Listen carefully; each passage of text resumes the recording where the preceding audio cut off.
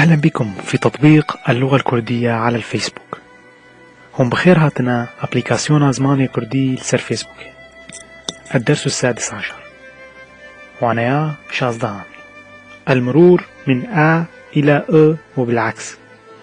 في اللغة الكردية كما في لغات إيرانية أخرى يكون الحرفان الصوتيان أ أ غير مستقرين، فهما قابلان للتبادل في بعض الكلمات، مثلا تجي، مليء، معروف، إنسان، شل، 40، خراب، سيء، أو إلى آخره من الأمثلة.